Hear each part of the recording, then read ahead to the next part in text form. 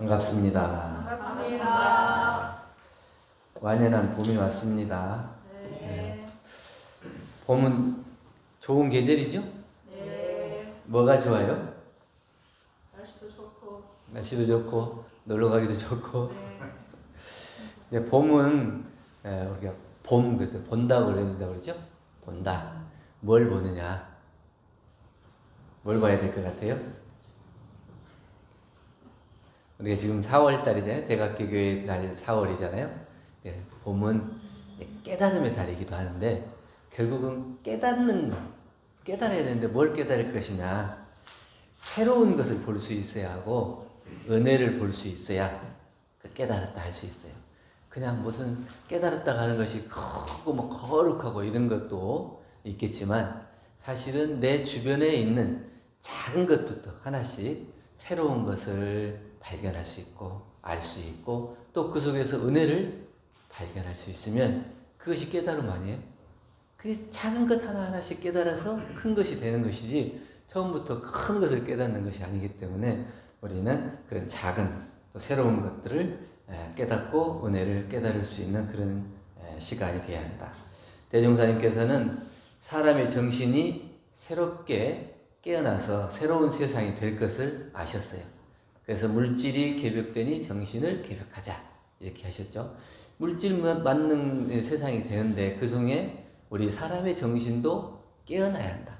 또 결국은 깨어날 수밖에 없다 하는 것을 아셨고 또 그것을 힘들고 어렵더라도 함께하면 그 속에서 은혜가 가득하다 하는 것을 밝혀주셨고 그건 결국 그 알아가는 것, 새롭게 알아가는 것 그리고 은혜를 발견하는 것은 누구의 몫이냐?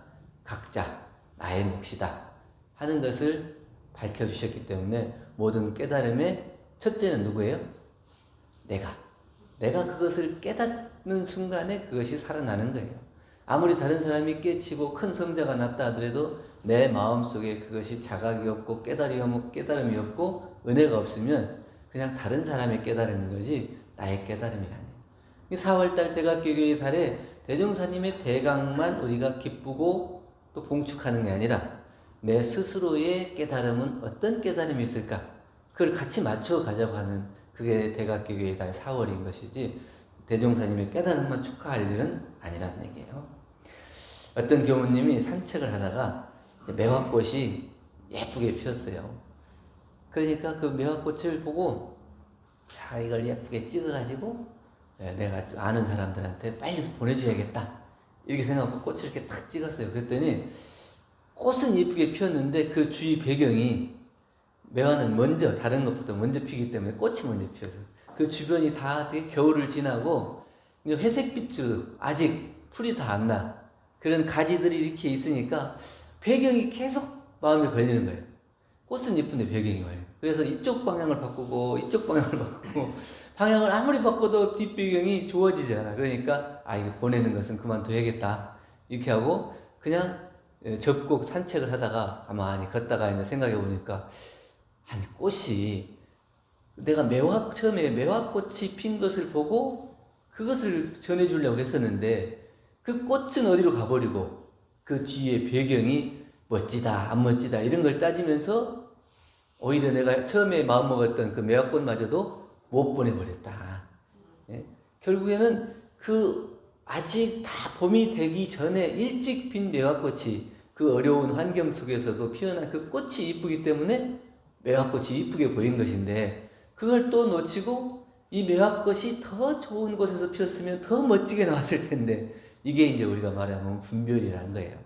그 자체 있는 그 자체로 그것을 보지 못하고 이게 이랬으면 좋을 텐데 저랬으면 좋을 텐데 자꾸 이것을 바꿔서 자기 마음속에서 구별을 짓는 거예요. 꽃이 어디에 피었다 하더라도 아름다운 꽃은 변함이 없는데 어디에 더 피면 어울리겠다 하는 분별을 스스로 일으키는 것 때문에 우리가 그것을 새롭게 보지 못하는 거예요. 당장 거기 있어지는 그 꽃을 매화를 보고 봄 되니까 꽃이 피었구나 이런 걸 얼마나 기쁜 마음으로 봤어요. 그랬는데 이제 옆에 그 배경을 비교하다 보니까 그 기뻤던 마음마저도 다 어디로 가버리는 거예요. 그래서 내가 아는 지인들한테 정말 기쁜 마음으로 보내야 되겠다 생각했는데 그것마저도 없어져 버렸다는 거예요. 그래서 우리가 깨달음이라고 하는 것은 새로운 것을 볼 수 있어야 한다는 거예요. 새롭다는 것은 없는 것을 만드는 것이 아니라 있는 그대로를 볼 수 있어요. 있는 그대로를 보는 것이 새로운 거예요. 있는 그대로 보는 게 뭐가 새롭냐?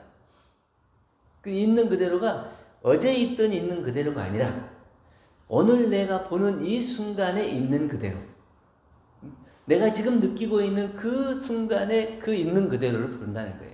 이게 어제 봤던 저 사람 그대로 오늘 보는 게 아니고 어제 봤던 사람이 오늘 볼 때는 그 있는 그대로 보는 그 사람은 달라져 있는 거잖아요. 달라져 있어요. 그래서 어제 그 사람과 그때의 그 일은 이미 지나갔고 지금 보는 사람은 처음 만나는 것처럼. 그리고 우리가 인사할 때 어떻게 해요?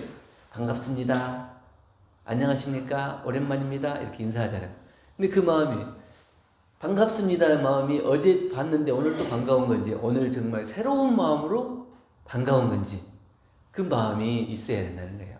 어제 봤지만 어제 봤다는 것은 좋게 만났을 수도 있고 또 나한테 좀 별로 감정이 안 좋게 만났을 수도 있는데 이미 지나간 걸 가지고 또 오늘 와서 그 어제 기분 나빴던 사람을 오늘 그대로 보는 게 아니고 오늘은 오늘의 이 사람을 있는 그대로 보는 것. 그 마음이 새로움이라는 거예요. 그 마음이 새롭지 못하면 깨달음이라고 하지 못하는 거예요. 깨닫는 것이 뭐 크고 거룩한 걸 깨닫는 것도 깨닫는 것이지만 이 마음이 날마다 매 시간마다 새롭게 살아나는 자기를 발견할 수 있으면 그게 곧 깨달음이에요. 우리가 이제 지금 여러분들은 어떤 걸 보고 있어요? 어제의 그 사람, 어제의 그 일.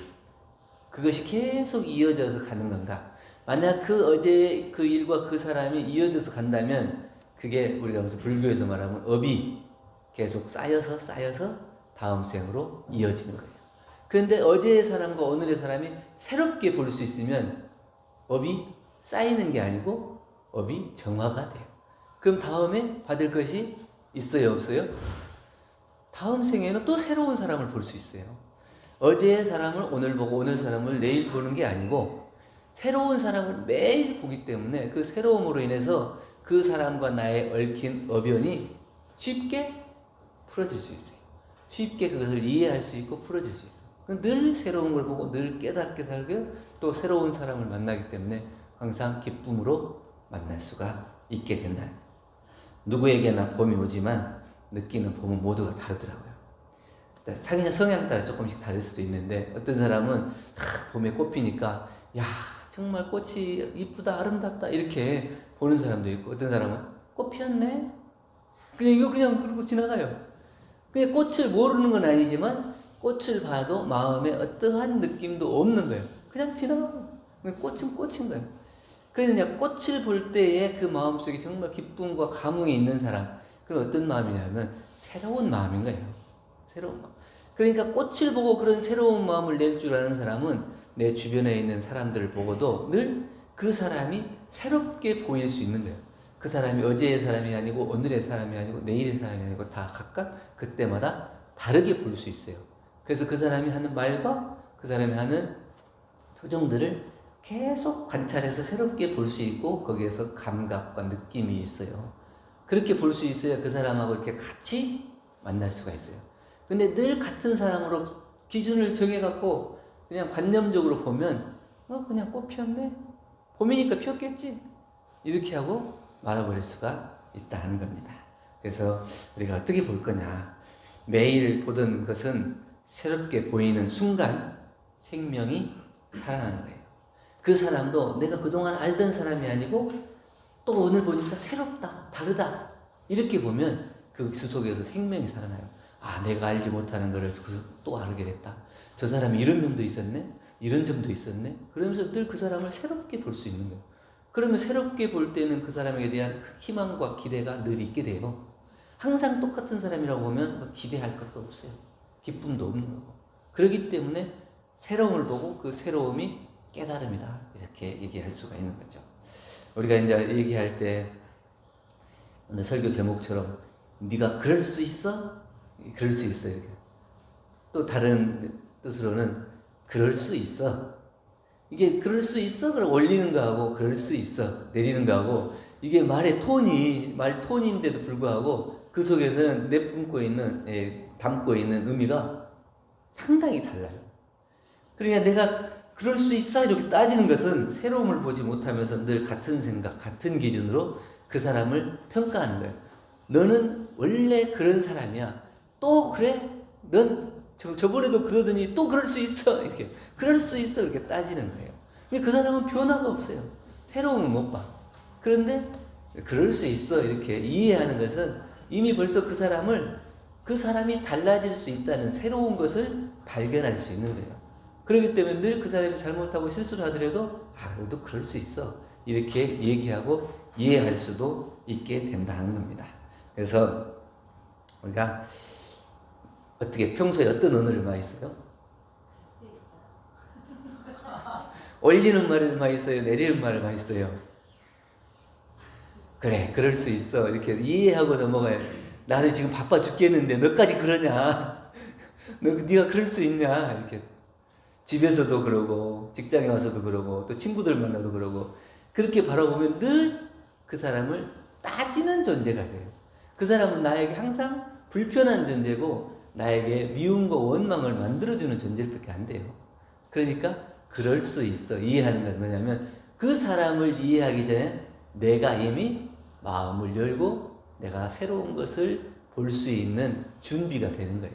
그렇기 때문에 그럴 수 있어. 그리고 저 사람을 따지는 것 같지만 사실은 내 마음속에 하나도 이해하지 못하는 마음, 옹졸하게 쫄아져 있는 내 마음이 보이는 거고, 그럴 수 있어 하는 그 마음속에는 저 사람을 이해하기도 하지만 내 스스로 마음을 너그럽게 쓸 수 있는 그런 준비가 된다. 또 하나는 깨달음이라고 하는 것은 은혜를 볼 수 있어야 돼요. 누구나 실수를 하고 살지만 그 실수를 통해서 성장할 수 있다 하는 것을 알아본 사람은 그걸 너그럽게 이해할 수 있어요. 근데 그걸 막 몰아붙이는 사람이 있어요. 결국은 그 옴짝달짝 못하게 코너로 몰아붙여야 내가 꼭 똑똑한 것 같고 잘난 것 같고 이렇게 이해하고 생각하는 사람이 있어요. 대종용요원품 36장의 본문에 사람이 말 한 번 하고 그러한 줄 써가지고도 남에게 희망과 안정을 주기도 하고 낭만과 불안을 주기도 한다. 똑같은 말을 하더라도 네가 그럴 수 있어. 그럴 수 있어. 이렇게 얘기하는 것이 그 말 한마디를 듣고도 어떤 사람은 저 사람 내가 잘못했는데 나를 이해해 주는구나. 내가 더 잘해야지. 이렇게 생각하고 어떤 사람 막 몰아붙이면 결국에 코너에 몰면 어떻게 해요? 쥐가 고양이를 문다. 그렇다고. 그래서 그 깨달음이라고 하는 것은 우리가 은혜를 볼 수 있어야 한다. 작은 시골 마을의 성당에 신부님이 미사를 준비하고 있어요. 그러니까 이제 신부님을 도와주는 어린 이제 소년을 복사라고 그래요. 근데 미사 준비할 때 이렇게 성찬례를 하는데 이제 포도주를 이제 준비하죠. 포도주를 준비하고 이렇게 준비해주고 있는데 잔을 엎어가지고 이렇게 엉망이 됐어요. 그러니까 이 신부님이 너가 어디다 써먹냐? 다시는 제단에 나타나지 마라. 너 같은 복사는 필요 없다 이런 얘기예요. 너같이 이게 실수가 많고 이런 애들은 필요 없다. 이게 꾸중을 하니까 그렇게 돼요. 똑같은 사건이 다른 성당에서 있었어요. 근데 그 신부님은 그 복사에게 괜찮아. 나도 어렸을 때는 그런 실수 많이 했어. 있을 수 있는 일이야. 똑같은 얘기인데도 그렇게 두 사람이 달리 얘기를 했어요. 그래서 한 사람 성당에서 쫓겨났던 소년은 커서 유고슬라비아 대통령 조셉 브로즈 티토 이 사람이 됐는데 독재자가 됐어요. 그러니까 어려서부터 늘 그 사람을 핍박하고 비난하고 꾸중했던 거. 근데 그것이 그 마음속에 남았기 때문에 다른 사람을 볼 때 이해하지 못하고 용서하지 못하고 무조건 힘으로 억눌러야 해요. 그 신부가 복사에게 했던 것처럼 그렇게 윗사람은 아랫사람에게 힘으로 자기의 무력을 행사하고 꼼짝도 못하게 해야 된다. 이런 것이 자리 잡니다. 똑같이 실수를 했는데 신부님이 이해했던 이 복사는 커서 천주교의 대주교가 돼. 폴턴 쉰이라는 주교가 돼서 똑같은 환경, 똑같은 실수를 하는데도 그 사람의 말과 또 이해, 그 속에서 은혜가 있냐 없냐에 따라서 그 사람의 성장이 달라지고 결국은 어떤 사람이 성장해가지고 그 사회에 영향력을 미칠 수 있는 사람이 됐을 때 굉장히 큰 사회적인 어려움을 겪기도 한다는 거예요. 정말 사랑으로, 이해로 이렇게 성장한 사람은 이 사회의 모든 사람들 이해하고 보듬어주는 그런 성자가 되고, 또 이게 정말 자기를 이해하지 못하고 꾸중을 듣는 사람은 사회 전체 전반적으로 국민들을 어렵게 만드는 그런 독재자가 될 수도 있다 하는 겁니다. 그렇기 때문에 은혜라고 하는 것은 결국 생명이에요.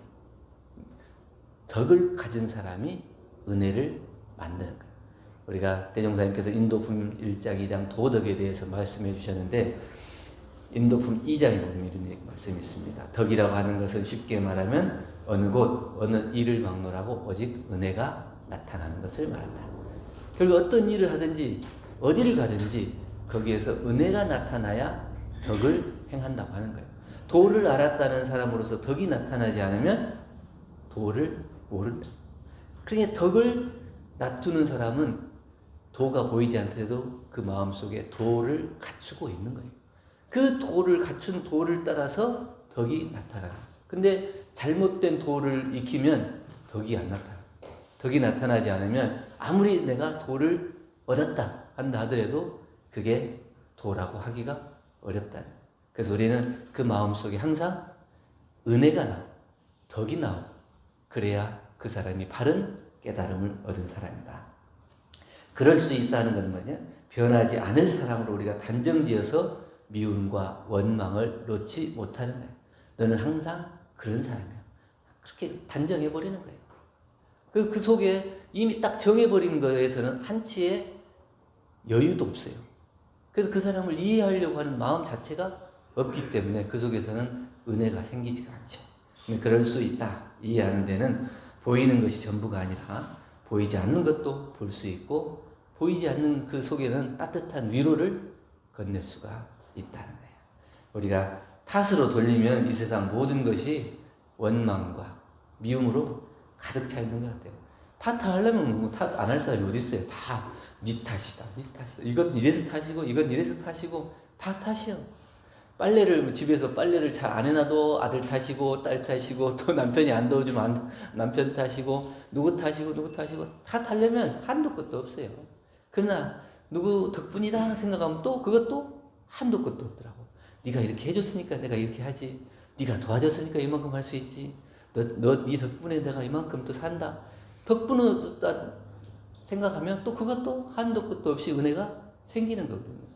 그러니까 은혜를 보는 사람은 늘 얼굴에 웃음과 기쁨이 있어요. 근데 탓하는 사람은 항상 얼굴이 찡그리고 다녀요. 그래서 어디 또 탓할 사람이 없는가? 탓할 사람만 찾고 다니겠죠. 내 탓이라고 하면 소심해지고, 네 탓이라고 하면 그것이 원망이 생기거든요. 근데 누구의 탓도 아니에요.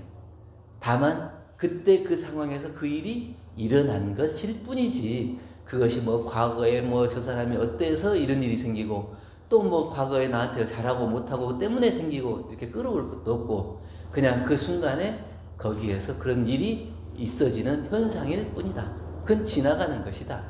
그렇게 이해하고 그것을 볼 수 있어야 그 속에 마음이 생기고 여유가 생기고 은혜가 생기는 것이지, 그냥 딱 고정적인 변할 수 없는 관념적으로 그것을 바라보면 절대 은혜가 생기지가 않는다. 어쩌다 그렇게 되어진 것일 뿐이지, 그렇게 생각하면 이해하지 못할 것도 없고, 또 우리가 다 이해가 가능해요. 그 속에서 은혜의 마음이 생기는 겁니다. 누굴 탓하는 것이 목적이 아니고 잘하는 것이 목적이잖아요. 누가 잘했다, 누가 못했다, 이걸 따지는 게 문제가 아니고 우리가 다 함께 그것을 잘하는 것이 목적이야. 그럼 네가 좀 잘못했더라도 내가 좀 채워주고, 내가 좀 잘못했을 때는 네가 좀 도와주고, 이래서 같이 가서 더불어서 그 속에서 함께 갈 때 은혜가 생기는 것이고, 그 속에서 기쁨과 행복이 있는 것이지, 누구를 탓하고 네 때문이다, 내 때문이다 이렇게 따지고 갈 것이 없고, 우리가 다 함께 그 목적을 은혜롭게 또 상생으로 만들어가는 것이 더 큰 목적이 아니겠냐. 그럴 수 있어. 따지기 전에 그럴 수 있어 이해하는 마음으로 생기면 새로운 것을 보고 은혜를 볼 수 있게 돼서 만나는 모든 사람, 모든 순간이 봄처럼 다가올 것이다. 이런 말씀을 드립니다. 감사합니다. 감사합니다.